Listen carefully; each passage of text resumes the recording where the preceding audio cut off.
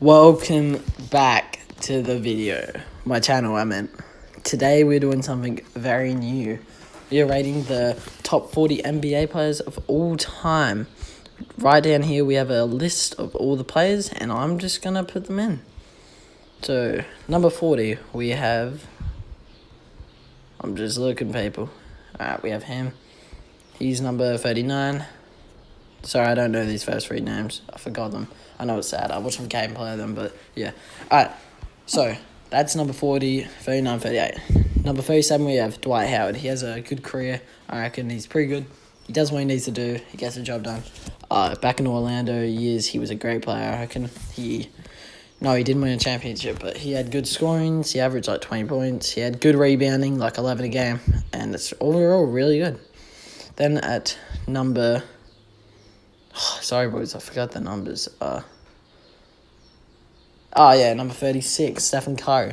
He's a great player, don't get me wrong, but he's not going any higher than number 36 because he has a lot more ahead of his career. I don't think he's in his prime yet. Once he hits his prime, I'll put him a bit higher if he does better. So, yeah, he's there for now. Next is Havlicek. He's a great player, played in the early 70s. All that 70s pretty much, and the 60s, they won heaps of premierships. He has 8 rings. He was a good push for the Celtics. He was a very smart player, got quite a lot of steals, and that's why he's here. Next, we have Bill Walton in 34. He had good blocks, the highest blocking season of all time, and he won a premiership with the Blazers. He's the best Trailblazers player ever, in my opinion. Psych, he's the second best. Alright. You see who's coming up soon. Where's next? Chris Paul. Chris Paul is an interesting fella because he's very skilled on offense and defense. Yeah, I probably expected him to be higher, but the players coming up, I'm telling you, you're going to say why. And not winning a championship is definitely a part of the reason.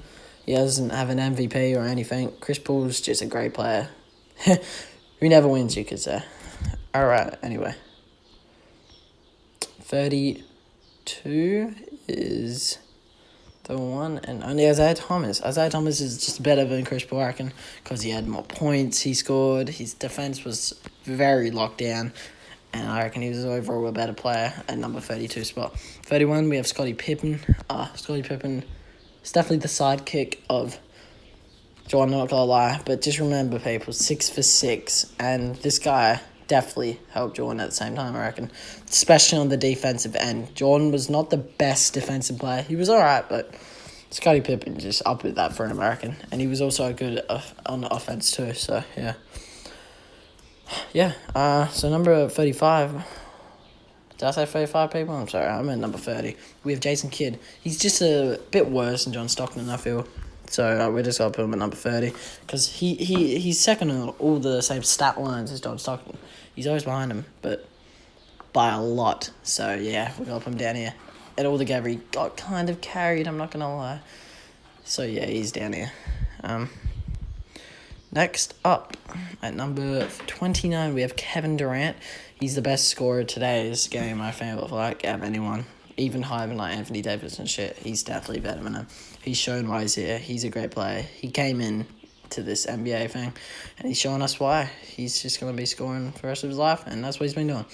Walt Frazier is a great player. I put him over Kevin Durant at number 28 because I just feel like he had way better defense. Because Kevin Durant's defense is not the best. Walt Frazier won 2 championships. He was a part of one of the greatest super teams of all time in the 70s. The greatest 70s team, you could say. They bet the Lakers, the Wilt Chamberlain and all that. They even bet the Bucks with Kareem. So Kareem in his prime too. So Walt Frazier is a pretty good player. Next up we have James Harden. He's unstoppable, one of the most unstoppable players of all time. He's putting up numbers we haven't seen since the Kobe days. So it's a very interesting player, and I feel like he deserves the spot. Elgin Baylor is next. He's literally unstoppable sometimes. He got 60 pumps back in the late 50s, 60s as well. He was like right behind Wilt Chamberlain in the stats, but he wasn't getting the wins. He choked so many times against Bill Russell, and that's why I'm putting him down here. Alright, so number 25, we have Patrick Ewing. Patrick Ewing is a unique player because he tried so hard to win a championship, but then he just couldn't. They couldn't do it. They just got beaten by the Rockets. Swept. Not swept. That was actually a close game. Made it game 7, but then the shot went in. Missed, I meant, from Starks. Yeah, and Patrick Ewing did heaps good, so I can't complain about Patrick Ewing. He had a good performance. Then we have at number 24, Allen Iverson. Great on the offense. I think he just deserves to be here. Dirk, same thing pretty much. He's just great on offense. Not too well on defense, but offense more than makes up for it. And he got the championship carrying his whole team, so I think it's safe to say he's another number 23 spot. 22, I have David Robinson. I just feel like he's a bit better than Dirk because he had a better defense, and that's what puts him over Dirk, just a little bit. Then at number 21, we have Clyde the High Flying Drexler. Clyde Drexler is one of the best dunkers. Like, I think everyone knows that. He's a great player on offense, especially. He was alright on defense, don't get me wrong, and I know he never got a championship, but he was close, so we're going to put him here. Yeah, he's a good player, great player. All right, number 20, we have John Stockton. John Stockton's close to the perfect assist player. He's the best in the whole history of the game for assists and steals. His stat lines on those two are so crazy. In playoffs, he has the highest steal rates and the highest stats for all that stuff. He never got a ring, but he was going up against Jordan, so no surprise why he didn't. And he had one of the greatest duos of all time, being Karl Malone. So, yeah, he is a great player, and he had great teammates, and he did well. But he's not higher than other people coming up right about now. Next up, at number 19. Sorry, boys, I'm just looking for him. Dr. J. He had his best seasons in the others. WBA or whatever it's called. I don't care what it's called. BBA or whatever. It's just someone told me in the comics. But he was doing pretty good in the 76ers while he played mid-70s and the early 80s. He had great offense. They won. Him and Moses Malone were a good duo. He did good. Now number 18, we have Moses Malone, wherever he is. Moses Malone is just a big center. He did good. He got the rebounds. He has 2 MVPs, early 80s. He dominated early 80s pretty much, just before the Larry Bird and Magic Johnson came in, and he was a great player. So I rate him. Then next up, we have power forward Charles Barkley. Charles Barkley is a great player. I feel like he definitely deserves a spot in the top 20 since his offense was so good. And he won an MVP over Michael Jordan, and that's very hard to do, I reckon. So he's deserving of the spot number 17. Number 16, we have Kevin Garnett. Kevin Garnett is just better power forward than Charles Barkley. He was in one of the super teams with the Celtics in 2008 to 2011, and they won a championship. It was a thrash, but it was like 40 points. Was it 30 something? Yeah, it was just a thrash. He was in the super team. He did really good on offense and defense. And when he played for the Timberwolves, he was definitely the best player for the Timberwolves ever in that season. Got his MVP. It was just good. He's a great player. But number 15, top 15 now, we have Steve Nash. Steve Nash is a great player, I feel like. He is the best. He changed the game pretty much when he joined, him and Allen Iverson. But I just think he's a better version. He had great assists, great passes, mobility was good, skill, everything. And that's why he's here. Number 14, we have Karl Malone. He has the second most scores ever at 36,000 something like that. I'm sorry, I don't know the exact number. But he was so good on offense. And his defense wasn't bad. And he was 5th on rebounds all time, I'm pretty sure. So he's a great player, and he definitely deserves it. But at number 13, we have Shaquille O'Neal, which is just a better version because he had way better offense. He was so dominant.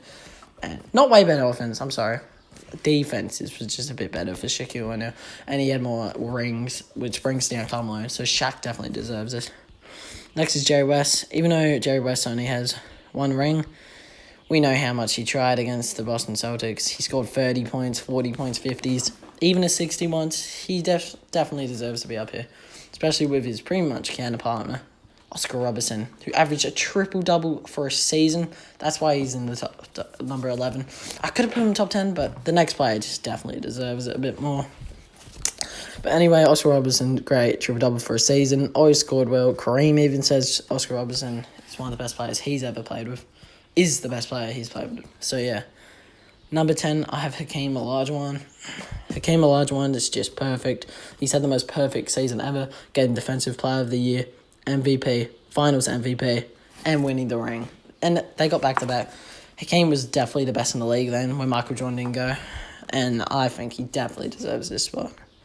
Number 9, we have Bill Russell. He's here because he's collecting all the rings. He literally has every ring in the game pretty much. Not really, but still, he has heaps of games. Back in the 60s and mid to late part of the 50s, him and his team were dominant. He got 20 rebounds a game for a season. That's really hard to beat. And he was just destroying him and his team. And Bill Russell was definitely the centerpiece for that team. Number 8, we have Kobe Bryant. Kobe Bryant is a great player, I reckon. On offense and defense, he's great. And sometimes he goes dunks. He won 5 rings, I'm pretty sure, 4. I'm sorry, I'm not a big Kobe Bryant fan, or Lakers, to say.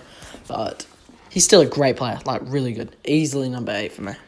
Number 7 is Tim Duncan. I think he's better than Kobe because I know Tim had good teammates and one of the best coaches, but I mean, Kobe had who? Shaq on his team. Like, come on. That's another superstar. He's just down here. He's right here. So for Tim Duncan to beat that 5 times, even against LeBron James, isn't it? I think that's hard to beat. And he's just a carry for his team as well. So Tim Duncan definitely takes this spot. Number 6, I have Magic Johnson. The best passer I've seen ever in my life on the montages. Highlights videos, And he's just a great player. Won 5 rings. He had Kareem, but he was definitely better in his prime when Kareem was, older. When Kareem was, in the Lakers. So, definitely putting Magic Johnson at number 6. He doesn't make number 5. I'm sorry. It was a close call, but I just think Larry Bird's a bit better. And that puts number 5 as Larry Bird. Larry Bird just had the same, pretty much, just a bit worse assists, but he had, he got higher point games. He was definitely a better offense, I reckon. His defense was just as good, pretty much. They were very even people, but Larry Bird, I feel just, even, because he didn't have the better teammates, and he got 3 MVPs in a row, so I definitely say Larry Bird. Next up, we have LeBron James at number 4. So LeBron James, there's nothing much to say here. He's 3rd all-time on scoring. He has good blocks. He has 3 rings. He's a great player. Some people even say this guy's a GOAT. I don't think so, but we'll go to number 3. Number 3, I have Kareem. I know this is another one that people call the GOAT. All these top 4 people say are the GOAT, but Kareem's here because he's top of scoring. He has 6 rings. I almost put him over Michael Jordan and Wilt Chamberlain. This man is so good. He had blocks, he had assists, he had every scoring stat in the game pretty much. And he just dominated in his era, the 70s and the 80s. It was his, he owned it. Even against Larry Bird and Magic Johnson, he owned it. Number 2, I'm sorry people, but it's my opinion. We have Wilt Chamberlain. Joking. Number 2 is Michael Jordan. Michael Jordan, I know, alright, just chill before you dislike the video. This is my opinion, alright? Just pretend I swapped them if you don't agree. Michael Jordan's number 2. Sure, he has 6 rings, but who was he really versing? Who is that great? Come on. Karl Malone and John Stockton. Plus he had Scottie Pippen and Dennis Rodman, don't forget. Come on. You can't put that over Wilt. Wilt's number 1 because Wilt had the worst teammates, and he still pulled off, not in the 1972 season, I know he Jerry Rice, but back in the Philadelphia, he had no one. And he bet the Celtics with John Havlicek, Sam Jones, Bill Russell, Bob Cousy even, unless he retired by then. That's hard to do, man. You can't do that. Wilt Chamberlain had 100 points in a game, averaged 50 for a season, averaged 48-plus points for a season. He just dominated the game every year. He has, 4 of the top 5 scoring per season stats. He's the second best rebounder, second best rebounder of the time. Has the best defense block, highest vert, tied with Michael Jordan. Michael Jordan's still great, has 6 rings, I know that. And he was so good on offense, his jump shots and his skills. But Wilt Chamberlain, if these two's 1v1, Wilt Chamberlain would win, and you know it. Alright? So that's my list. Thank you for watching. Good. Goodbye.